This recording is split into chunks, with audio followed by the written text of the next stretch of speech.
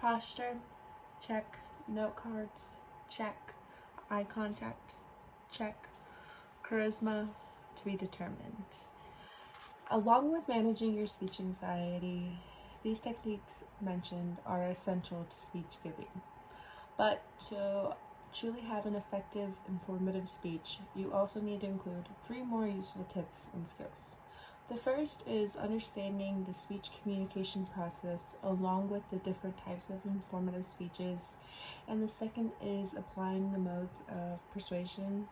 And lastly, using visual aids and verbal citing. The speech communication process and different types of informative speeches. The speech communication process is comprised of 7 steps to help explain what happens when one person talks to the other, starting from the speaker to the message to the feedback from the listener. Understanding the importance of each step is vital to ensure the message was delivered and received effectively. The different types of informative speeches include bios, processes, concepts, how-tos,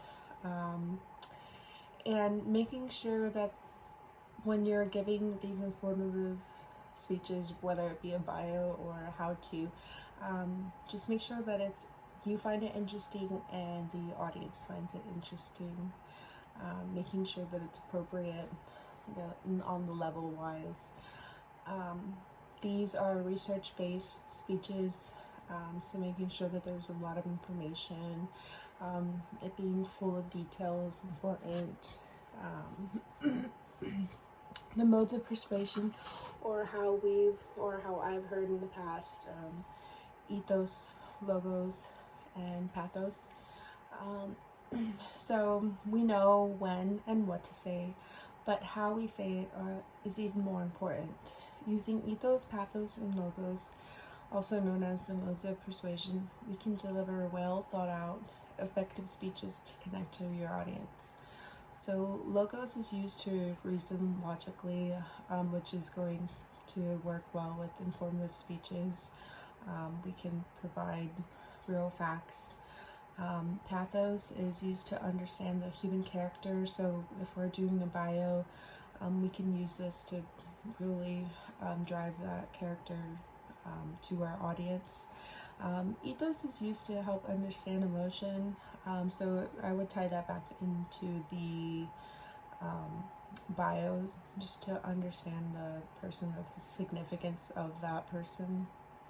And it's also to note that the speech isn't for you, so we do all of this research, and we get a good understanding, but it's important that we have to deliver that onto our audience. And lastly is visual aids and verbal citings. We associate visual aids with mainly PowerPoints, but it could also be kind of props, graphs, and such. Visual aids can add value, detail. It could bring the speech to life. It helps bring a better understanding to complex situations or topics. But it's also to be noted that it can do harm. Typically, sometimes, I know in my experiences, PowerPoints can be really boring. And they also can distract. And presentation skill, yes, verbal citings. Verbal citings can build trust and credibility, just so, also known as like name dropping, or what I've understood it to be.